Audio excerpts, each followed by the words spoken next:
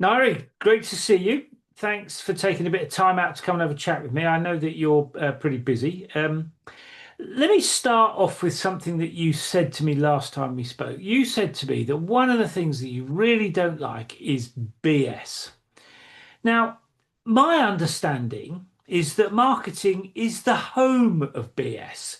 I mean, was it the famous, who was it, Seth Godin, who said, all marketing people are liars? I mean, he wrote a book about it, didn't he? I mean, just tell us what's the story about that? Yeah, look to me, I think it's just, and look, Paul, I just want to thank you for talking to me today. It's just great to be here and have this opportunity to actually share with other people what my thoughts are and where I come from a little bit. But when you come to that question about the BS, and it's something that really does run very central in everything I do. There is a lot of BS out there. Let's Yeah. face it, marketing is all about messaging, okay? It's all about digging up emotions and pulling people along through a journey and actually getting them to where you want to get them so they actually do convert. They buy and they'll exchange money for your services or your products. And that's what it's all about. You know, we live in a world that is very commercial and very driven like that. But what I don't like about marketing is when it's false claims. Okay. Yeah. So, okay, the messaging and everything is fine. And it's really good to actually get people to think about what they really need and the issues that they've got or the challenges that they may have and the things that can actually help to alleviate those. But I think it's so important from the standpoint of integrity and truth that in that messaging is delivered what can be delivered. So there is nothing worse, and I think of things like webinars and that I've attended and even in live person events. And you got all these speakers at the front of the room and it's, buy my stuff and run to the Yeah, back of the yeah, room within the next 60 seconds and so forth. And it's all just hype. It's all smoke and mirrors and it's just full of BS. And people spend, and I've seen it because I've been a part of it many years ago, where you get all these people running to the back of the room. And the same thing happens on a really high converting webinar. They're running to the back of the webinar room and they're spending thousands. And I mean, I've seen credit cards burned up for tens of thousands of dollars on all these things that will not deliver what's been sold at the front of the room or at the yeah, webinar. yeah. And that really runs in a way, it really irks me. And I just, I'm a person of integrity and I, try to do the right thing always by people and not overpromise on what I can deliver. And that's one of the key things I do not like about marketing. What you're telling people should be the truth and should actually be very real for them. Because let's face it, people work hard for their money. We all work hard for our money. And there's nothing more disappointing than when you purchase something and it doesn't deliver on what they said it would deliver on. So that's what I do not like about I think a lot of marketing and people would agree BS. with you about that. I think that that's a point well made. Let me just ask you, because you work all over the planet. You've got clients all over the place.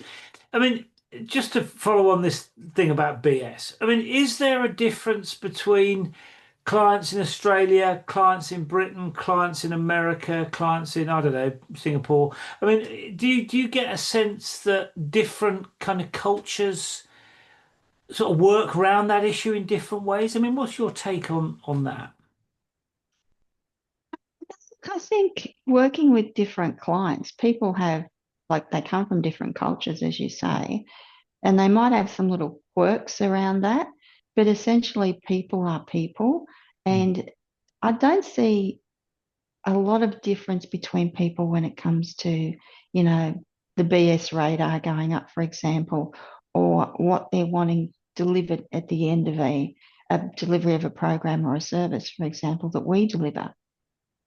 So the outcomes are always there. And I always make it very clear with my clients, what the outcomes and the deliverables are.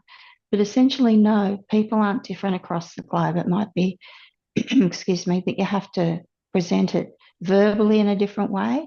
And I always try and present things very visually on paper as well, or on documentation, or on whiteboards on a Zoom call. And people get that. So I think it's just about how you deliver that medium and that information to get across to someone from a different culture, more so than inherent differences between people Right. from different parts of the globe. Right. And I mean, just let's just take a step back to when you, because you started your business quite a long time ago. I mean, what was it that kind of encouraged you, or what was it that made you want to be an entrepreneur? I mean, just take us back to the beginning. Look, I think when I sat back and I reflected on this a few years ago, I think the fact it goes right down or goes right back to when I was a young girl with my dad. He was very entrepreneurial. He was always trying different things and doing different things. And I think I've got that in my DNA. There's a gene I inherited from Right. my dad. So I got to the point, I went to uni, I did my master's, I did all the stuff that the world expects you to do. Got a great corporate job, management, high level management positions. I got to a stage in my life that I was just so unsatisfied with my job. I was in total burnout, probably working 68 hours, Yeah. 60 to 80 hours a week. No exaggeration. I was living to work. And it gets to a point you can only do that for so long. The light bulb finally goes on because corporate money is good money. It's hard money to walk away from. But the light bulb went on. I had a lot of leave up my sleeve. So I got to the point, my husband said to me, "You're just working way too hard." So I thought, well, I'm going to take my leave and I'm going to see if I can transfer the skills that I've got into a business. And within the first week, I had my first client. So, end of story, never went back. Yeah. And it's been the best lifestyle decision I've ever made. I'm sure. Yeah, no, I'm sure. I mean, I agree with that. I mean, I couldn't work for anybody else. Let me pick up something you said there about, the entrepreneurial thing being in your DNA. I think that was the phrase you used. I mean, do you think entrepreneurs are born or can they be made? I mean, tell me about that. I think that you can make an entrepreneur. We all grow and we all develop in different ways. So there is no reason that someone can't inherit that sort of quality and want that. It's just a matter of how you're actually coached and mentored through that. But being an entrepreneur means you've got to be open to taking risks too and learning from those risks that you take. So it's about really, if you're a person that's not an entrepreneur, you've got to be open to being challenged and actually moving outside of your comfort zone. But it's like anything else that we do, you can be taught. It's just about how willing you are to actually move and make that shift within yourself. Just like anything else we do in life. Like the first time you might, um, you know, swim a very long distance, you might be thinking after you've done some training, you might be thinking, oh, I just can't make that distance. But it's amazing when you get out in the water, the Mm. mind kicks in and you think, I can, I can. So it's really about how much you actually want to make that shift within your own self. And often the mind plays terrible games on us. So Mm. you've got to overcome your mind and really want to do that and really have that passion and really want that vision that, becoming an entrepreneur really gives you and drives you towards. I mean, what you're saying to me, if I understand this correctly, is it's all about motivation. I mean, if you want to become an entrepreneur, you can learn it. I mean, it's a Mm. tough gig, but you can learn it. That's what you're saying, basically, isn't it? Yeah, essentially, yes, absolutely. Anybody can learn anything, within reason. Yeah. Um, it's just a matter of how much and how motivated you are to actually achieve that. And what would you say? I mean, when you look back along your career, I mean, what would you say are the big things that you've had to learn about that perhaps surprised you? One of the key things that I had to learn about when I actually jumped out of the corporate world into my own business, and it was a journey, it took time, Mm. was how to sell and how to sell with ethics and how to be able to sell in a way because I learned initially how to sell by actually, I'll call it coercion and manipulation, okay? Because you've got all these keys and all these things that you're actually presenting to people in your conversations, in your sales conversations. And I'm talking about lengthy sales conversations Mm. for very high end products. And there's a very strict formula for doing that and getting people to convert. You get people to the point where they just want it so much, they've got to have it. I even had a client once, she did not have the money. She was broke. She didn't have two pennies to rub together. Mhm. She went out and she found the funding for that to buy a very high end product.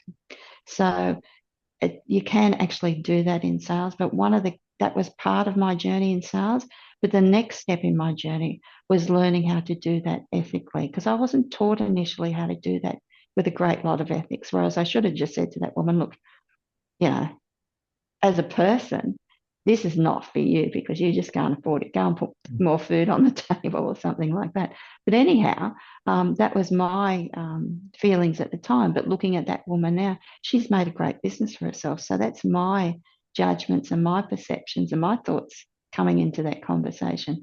But then getting to the point where you can actually sell with ethics and actually tell people the truth and have a very frank conversation with people about what is on offer and whether it is actually right for them right now. And sometimes that can work in reverse because sometimes people might see that as a takeaway. And when you do that takeaway, people will want it even more. So it's really about framing those sales conversations. So that was a big pivoting journey for me. And it has been throughout my whole life as an entrepreneur and a business owner. I mean, you're not the first entrepreneur that said to me that learning to sell was a pretty important skill to develop. Mm, Uh, yeah. Well, it's key.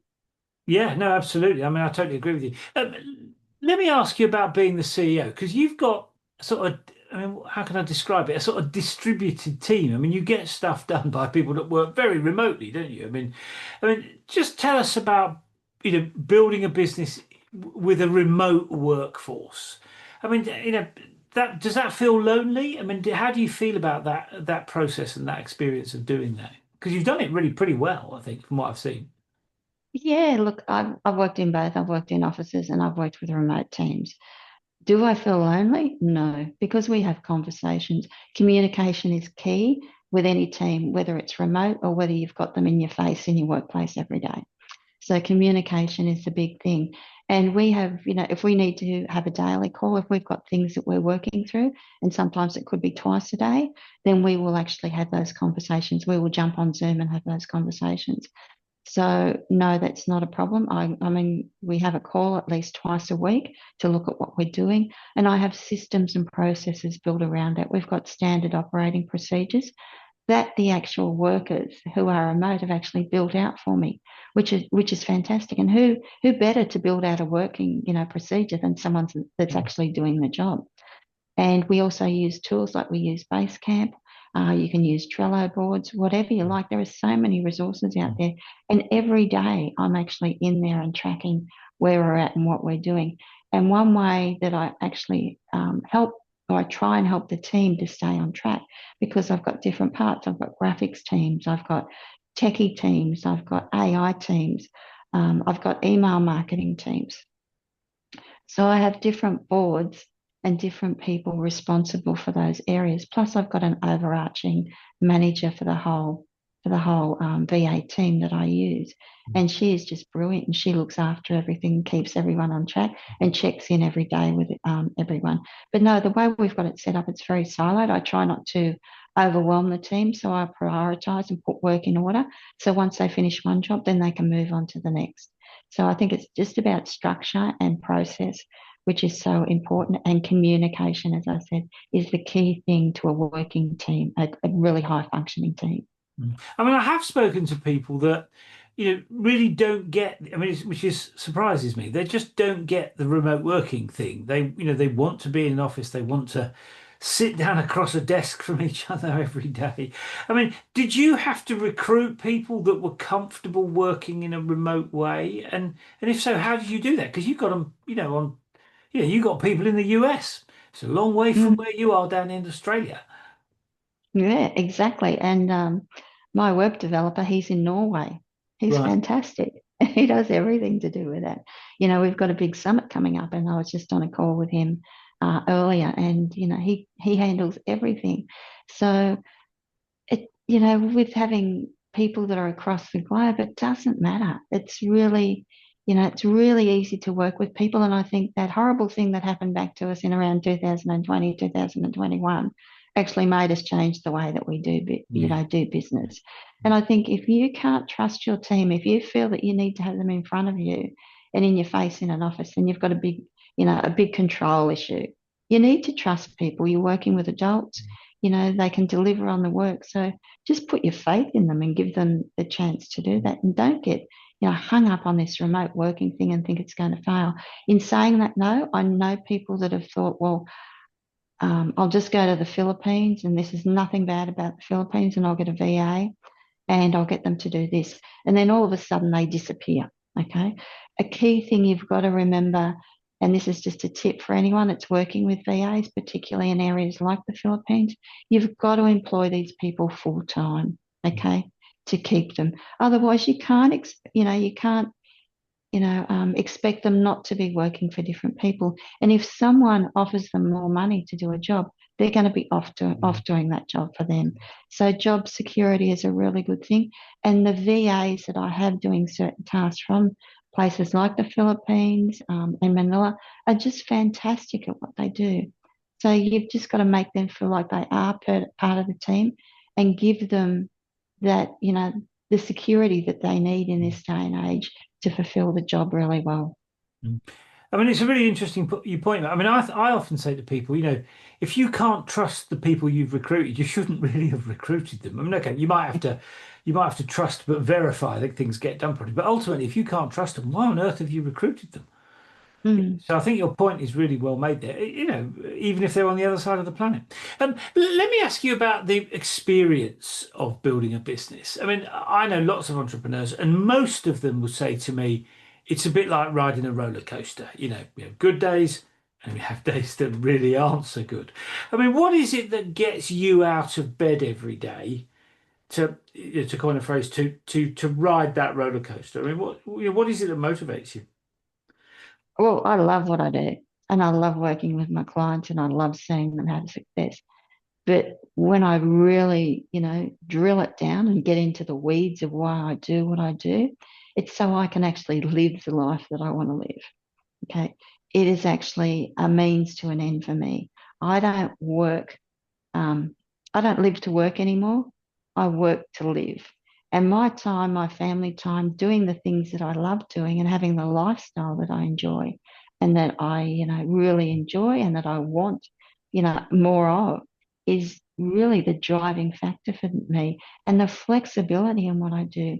If I decide I don't want to work on a Friday, I don't have to work on a Friday. I can put something off or I can get someone else to do it. So delegation is a big thing. But the prime motivator for me is my lifestyle. Mm. It's not the work as such, even though I, make sure that I really look after my clients and do what is needed.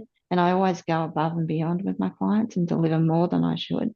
That's one of my, really big downfalls is over delivering and giving people more than what they've actually signed up for. But that's me and that's my decision and that's okay. Mm. But to me, it's being able to get out there and do the things I love doing. Like I love going for walks and I love getting out in nature because we live in a rural setting and it's just beautiful. And that is my prime motivator, Paul. Yeah, sure. No, I totally get that. Let me ask you, I mean, one of the other things that entrepreneurs say to me is that, being an entrepreneur, you face a lot of challenges. Stuff goes wrong, people change the plan, things don't work. I mean, I mean, most entrepreneurs I talk to could talk forever about all the challenges they've had to face. So there's something in the entrepreneurial mindset about how you respond when you run up against a red light, when you run into a problem.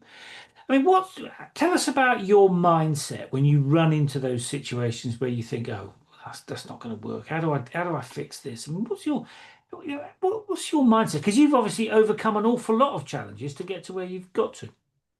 Mm. And I think one of the key things that I've learned over time, initially, I would get into a fluster and I would worry about how am I ever going to deal with because I've got competing things that are happening at the same time, and I've got to meet this deadline for this person, and I've got to do this, and I've got to do that, and yet something's fallen down in the middle and broken, and that's a real Yeah. priority. So how do I actually manage all those things that are on the table, or all those balls that are in the air without dropping one of them? But you know what? One of the key things that I've learned is just having peace about it and thinking, well, I can only do what I can do. Okay, let's just tackle this problem now. What is the highest priority? Working through that and thinking, okay, that's cool. That's okay. We're just going to work through this. If, we've got to, put something off and, communicate that to someone, then I'll have that honest, communication with someone and say, hey, we're just going to have to push back a day or two because we've had something else happen that we need to address first. So I think just having that mindset where you remain calm and centered within yourself, and it's a hard thing to learn. Doesn't mean at times I don't get overwhelmed with things, but bringing myself back to that center and trying to keep control of my inner self and my head is just so important when things start to go pear-shaped and sideways on me. Yeah. I mean, somebody said to me once, it's not, I think it was Muhammad Ali, I think famously said, it's not getting knocked over that is the problem. It's staying knocked over that's the problem, isn't it? I mean, well, Yeah. I mean, in terms of bouncing back from those situations, I mean, you talked about staying calm and focusing on getting the problem solved. I mean, what about the kind of emotional part of that? I mean, do you find those things distressing? I mean, how do you feel about that emotionally? No, I don't find it distressing. I find it exhausting by the end of the day. Yeah. Once I stop, I go, oh. And you don't realize how much emotional toll or mental toll it's taken on yourself till you actually finish work for the day. And then you just, well, okay, wow. And that's the way it sort of affects me. So I don't, and one of the key things I probably do is to keep really, I make sure I get out there and I exercise and I do things to manage this, the stress. So it's really important to keep yourself fit and alert as well.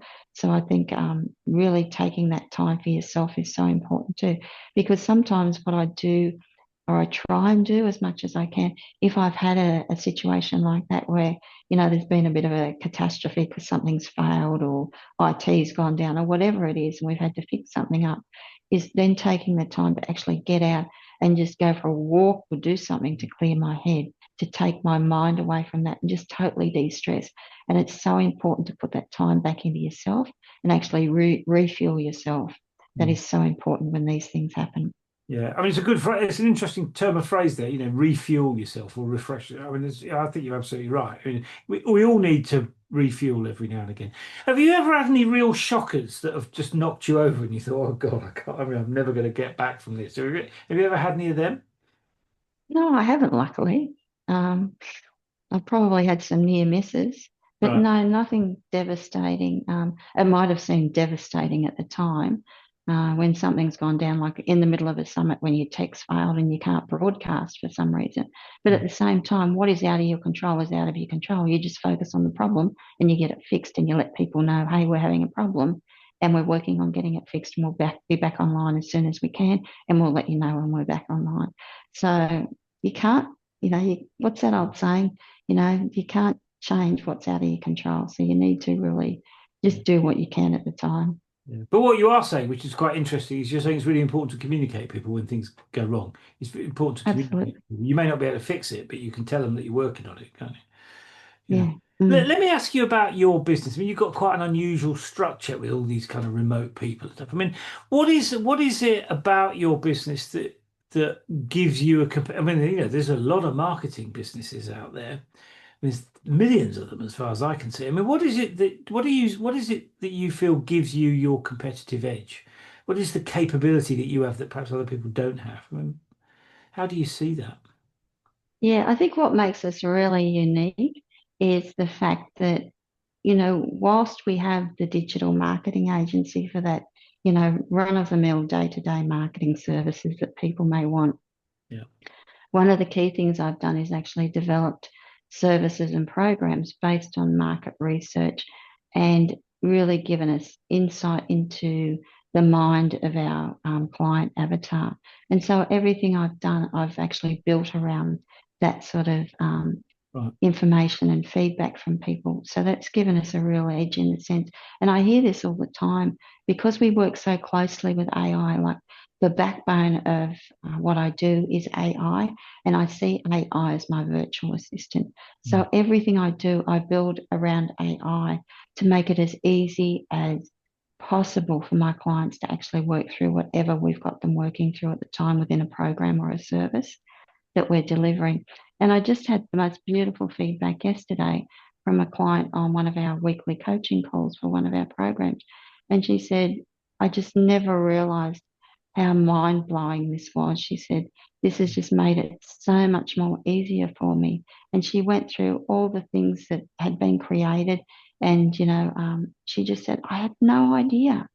She said, and she'd been around for a lot of years and done a lot of programs and very well positioned. She's a coach, very well positioned in her niche and well respected. She said, I've come across a lot of AIs. And she said, there is nothing out there like this that I've experienced. And that was really great to hear, because that helps me to know that what I've set out to do is actually being delivered. And word of mouth from her, gold. That is just so brilliant to hear. So I think that's what makes the difference, is that word of mouth too. When someone can speak so highly of something that you've done or that they've experienced with you, then that gives you your uniqueness more so than words that you can see on a website. Yeah, no, and it gives you a great boost emotionally as well, doesn't it? When somebody says Mm. that's really good, it's really helped. I mean, I know what you Yeah, mean about that. It's lovely. I love that when people come to you, they think, that really helped me. It makes yeah. makes it all worth it in some ways, I think. Mm. Let me ask you about, because you're in lots of different markets. I mean, one of the things I often talk about with CEOs is the kind of the difference culturally in different markets. I mean, doing business in Singapore very different from doing business in London. I mean, how do you approach all those different markets in relation to the kind of cultural sensitivities? Because, as you said, I mean, buying and selling, it's all about people. Yeah. Um, Look, Paul, I don't really get into it too much from a cultural perspective. Right. I try and treat people in a very respectful way, and, acknowledging them as people. I'm a very person centric sort of person. And so, just being respectful for people, and with people, I think is so important, and taking the time to listen to them, and recognizing too, like, you know, there are certain cultures I wouldn't want to work in, being a woman, Mhm. and that is just a given. Uh, but certainly, just like, if I'm working in Asia, I'm working in the UK, I'm working in America, in Canada, in Australia, it doesn't matter. I essentially treat people the same way across the board. Yeah, okay, there might be some little cultural quirks that I need to be aware of, but it doesn't make a heck of a lot of difference in the scheme of things. And I think that idea of treating people with respect is a really good rule of thumb. If you treat people with respect, you can't go too far wrong. I always think so. That's a good line there. I mean, let me ask you about your customers. I mean, and I know again that there's quite a variety of them. I mean, what does a good customer look like to you? Someone that is highly motivated and will do what they say they're going to do. Nothing frustrates me more than when I say to someone, this is what I recommend you do, or this is what we need to do next, and they agree to do it. But when we have our next call or our next meeting, they haven't done it because all of this stuff got in the way. Straight away, once, okay, I can understand that. Two or three times, they're not motivated. They're not a client I want to be working with.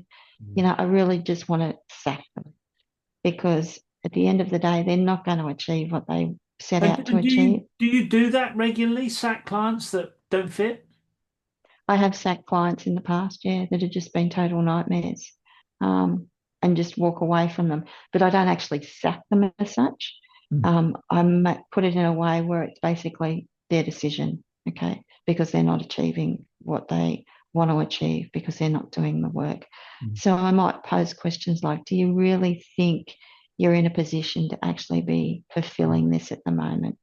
So you can never be, as blunt as I sack you. You've got to be a little bit more Got to be tactful, haven't you? tactful. Yeah. And Yeah. what about different markets? I mean, do you have markets that you prefer working in? I mean, obviously, you're an Aussie, you'll prefer working with the Brits. I get that. But what about other parts of the world? I mean, are there other bits and places that you really like working? Oh, I love working with the Brits. You've got a great sense of humour, which is fantastic. Um, It's People about in the the only thing States, that's working here at the moment, I might add. But anyway, sorry, carry on. yeah, well, we could have a whole other conversation about politics and what's going on in the world. And Yeah. I feel for you, but I'm feeling for Australia at the moment too. Yeah. But anyhow, we will not digress. Um, so I love the sense of humour from the Brits, and you can have a laugh with Brits, which is great. I love working with Americans too. They've got their own different style of doing things, and they're just great people to work with. And the Canadians, they're another group that are different. They're a little bit more laid back than a lot of the people are in the States, and they're really great people to work with as well. So, it's really, I love just working with different types of people because it makes you you learn from people and their different styles and different ways of doing things, and that's fantastic. But I think I find with most of my clients, we end up building up a collegial sort of friendship more than anything. We become more like friends than, someone that's just out there providing something But for have them. you got So clients that you've worked with for a really long time? I mean, is that Yeah, yeah, I do. And they just keep, whenever they want something else done, and then they'll either come back or they'll always be in contact. I've got clients that continually work with us with different things and have us managing certain parts of their business. So yes, I've got quite a few ongoing relationships there. And it's great to have those relationships because you get to know people as people and Mm. not just as clients, which is fantastic. Yeah, absolutely. And I mean, the other thing that interests me is the way businesses change over time. I mean, as you've sort of moved out of Australia, worked in lots and lots of different jurisdictions, I mean, has your business evolved as part of that? Oh, absolutely. Absolutely. It's evolved in the sense of the systems and the structures Right. that we've had to put in place to actually deliver, just in the scaling of things. So making sure that we've got the foundations there and nothing falls through the cracks. So that's been one of the biggest challenges. And often when things happen quickly, like they can in the entrepreneurial world, Mm. where you'll suddenly get a big influx of clients because you've done a promotion and something's worked really well. Sometimes you have to move very quickly to look at how you actually leverage that and scale it even more. But the main thing is if you've put that really robust system in on the ground to start with, it's very easy to expand it. Mm. Mm. And the other thing that interests me is to come back to what you've learned from these things. I mean, if you were to go back to day one, given that you've been on quite a long journey and your business has really evolved over time and as you've gone into different jurisdictions, I mean, if you were to go back to day one, what would be the most important lesson that you would, if you were going to start again, what would be the one thing that you'd do differently, perhaps? Doubting myself, never doubt that you can't do what you set out to do. Right. Okay. So for anyone that's listening to this podcast or watching, never doubt that if you've got a dream that you can't fulfill it because that doubt will come into your mind. Like people often call it the imposter syndrome. But I remember when I first decided to make that jump from corporate to my own business and try it out, I thought, oh no, where am I going to get clients from? What am I going to do?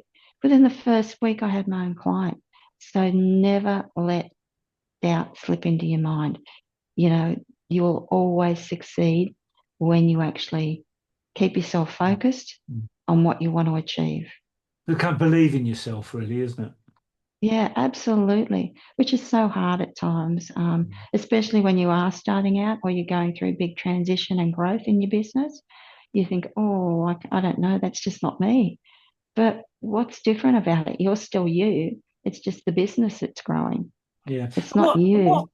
which of your many achievements are you most proud of when you look back? Probably one of my biggest achievements that I'm most proud of was being able to walk away. There was one time in our business evolution that I was earning very, very good money from one particular client, an incredible retainer. We're talking about, a six-figure salary every year. And I didn't agree with the ethics of that person and what they were doing. So I actually walked away from that person. Wow, that's brave. Um, well, I've got to be able to sleep at night and I've got to make sure that clients are getting what they are promised. And so that was a really big decision for me because it took a big chunk of our business revenue out from under us. But you know what? We bounced back and I can sleep at night and I have a clear conscience about everything we do. Mm. Yeah, you must be very proud of that. I can totally see that. And would you say being the CEO has changed you as an individual as the business has developed? Have you grown with it and changed with it? Would you say you're a different person now to, I don't know, 10, 15 years ago? I think I'd have to say yes, Paul, because if you're not growing, then and Mm, something's not changing in you, mm, then you're actually stagnating. Okay, it's a walk. Entrepreneurs, Entrepreneurship and business growth, and working on your own business is a growth, is a journey. Otherwise, you're standing still and you're not going to grow. So I think yes is definitely the answer to that for me. But hopefully, I've grown in a good way and probably in a way where I'm serving my clients better. And that's what I really do live for, to make sure that I am serving my clients really well and being very relatable to them in whatever they're going through or what they're wanting to achieve. I think when I first started out, I was very cookie cutter and look, bang, bang, bang, this is 6 steps and this is how we do things and we don't deviate from that.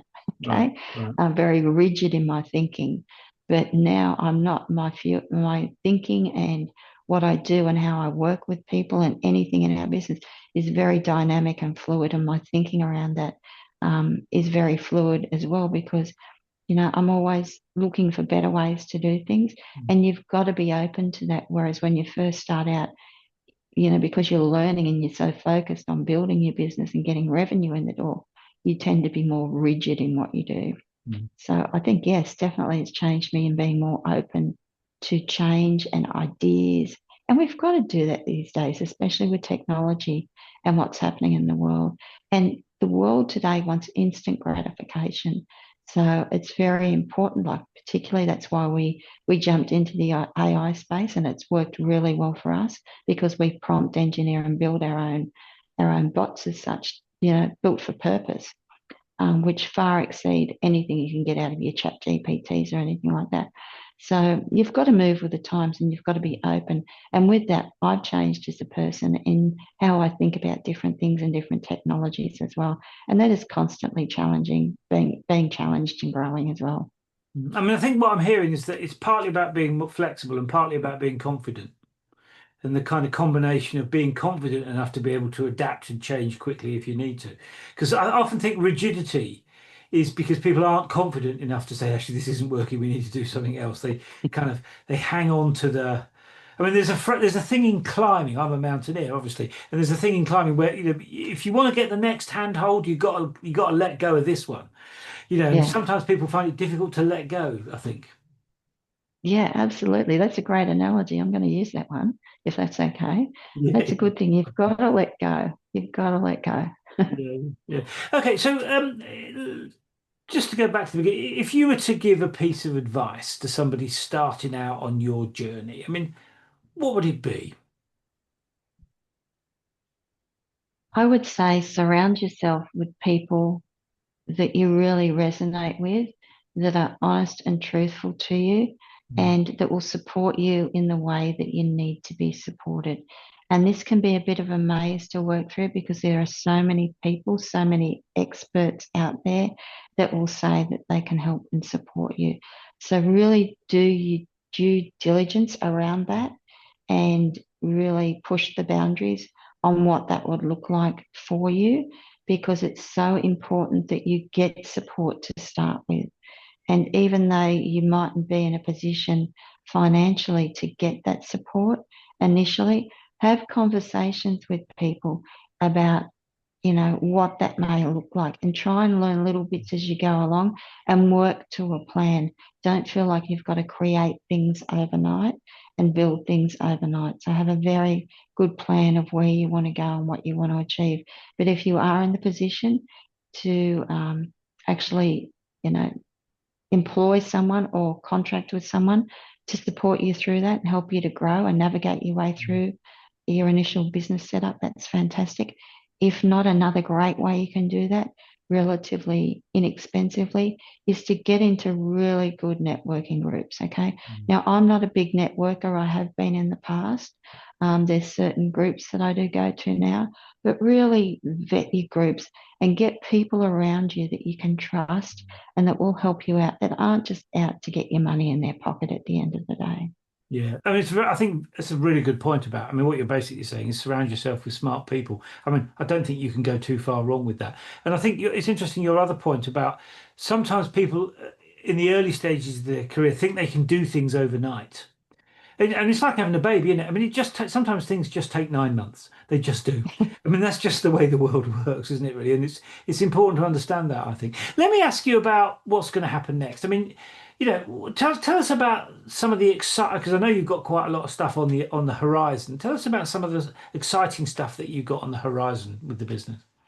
Yeah, so one of the key things that we've got on the horizon, we're actually launching our first big summit, and we're doing that. It's in February next year. So we've got a lot of things going on at the moment for that and lining up speakers and trying, pulling that whole jigsaw puzzle together and building out the tech to actually be able to support the traffic that we're expecting, building out JV partnerships around that and affiliate partnerships, which are two completely different things. Mm. Most people think that they're the same thing, but they're not. They're two distinct animals. So we're working on that really hard at the moment, and that's something that I've got a vision for, that we will be running more than once a year.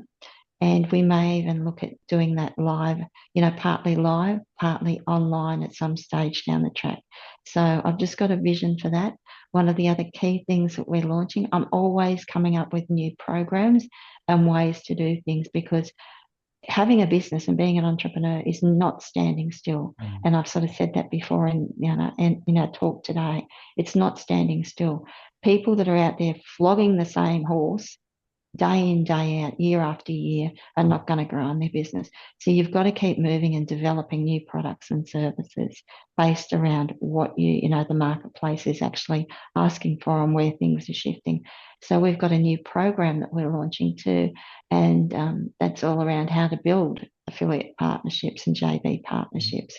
So I've always got something on the go, and then I've got other stuff that I've got sitting here on the desk, so to speak, not literally, but sitting there in the corner waiting for me to action. And one of those is around, building your own AI business in a very unique way. So I've always got ideas, so I write them down and I just park them and just see at the time whether it's a good fit for the market. Mm. Mm. Wise advice. Nari, thank you for sharing that. Thank you for taking the time to come and talk us through your journey. I mean, I know because we've spoken before, it's been a pretty interesting experience for you, but thank you for sharing that with us. I mean, I really enjoyed that conversation and it's been great. So, really appreciate you making the time. And hopefully we'll catch up again soon. Thank you so much, Paul. It's been a pleasure talking to you too, and it's been a lot of fun. Likewise. See you soon, Nari. Cheers. Bye bye. Bye.